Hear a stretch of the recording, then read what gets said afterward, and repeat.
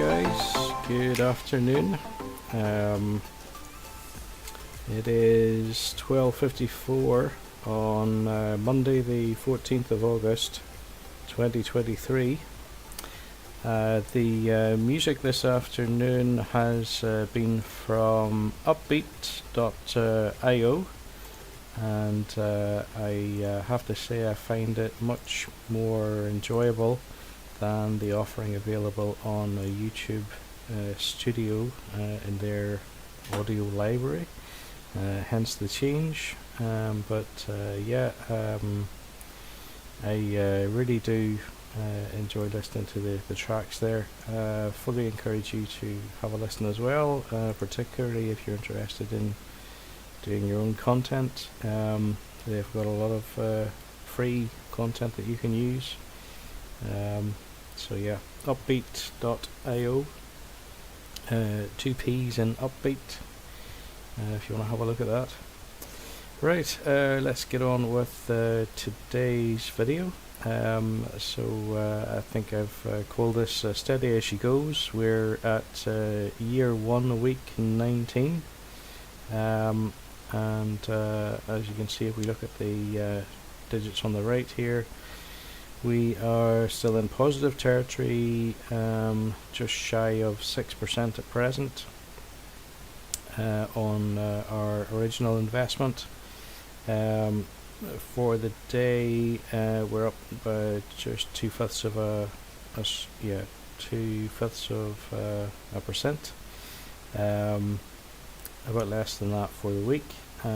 All these figures are in green, but for me not to point out the fact that there was a pullback, I would be lying.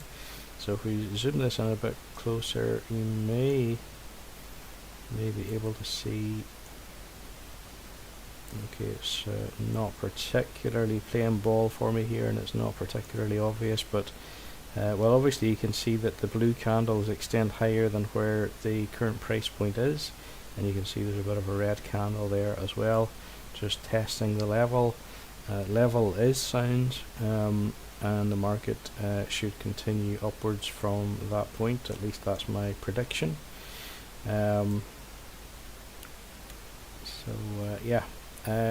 Right, let's have a quick look at the notifications.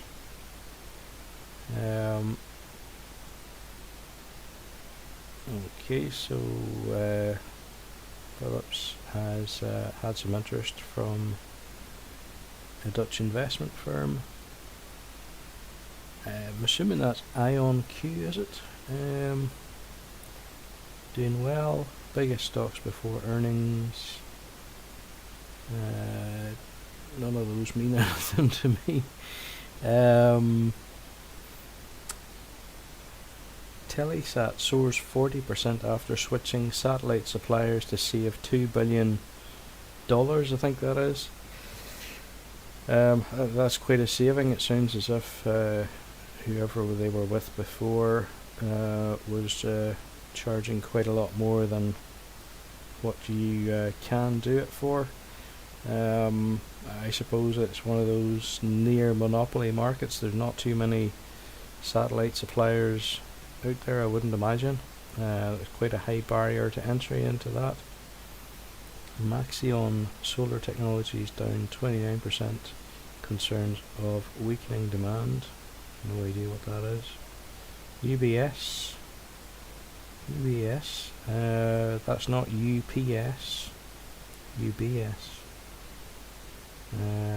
Don't know, something to do with finances, clearly, because they're talking about ending a loss protection for a Credit Suisse deal, so whatever that was. I get the feeling Credit Suisse wasn't doing particularly well for a while, and was that some kind of a step in to bail them out? Not too sure. Okay, moving on, let's get ahead and buy our weekly £120 in the market. Here we go. Okay, so £120 worth of the S&P 500. If you watch this, you know by now this is on the Trading 212 practice platform. So these £120 are theoretical. They're part of the total practice account value of 50,000, which I'm using up at a rate of £120 per week. It's going to take me roughly 8 years, and as I say, we're 1 year, 19 weeks into this FIRE journey that has just executed. The figures on the right have updated. Portfolio value now just under 9,150, and yeah, things are looking good. Not much more really to say today, guys. As I say, it looks to me as if we are on track to see the market climb out of this stagnation that there's been. As far as I can tell, all signs are good. The talk of the Ukraine in the media appears to have died down a little bit, as the Russians are winning, as anybody with any good sense would have known anyway, or indeed anybody who watches UK column news. Yeah, so I don't really know, as I say, what else there is to say about that. Maybe not an awful lot.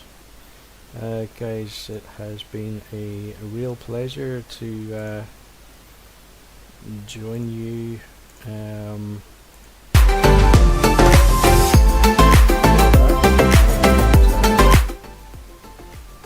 Sorry, I didn't mean to deafen anyone there.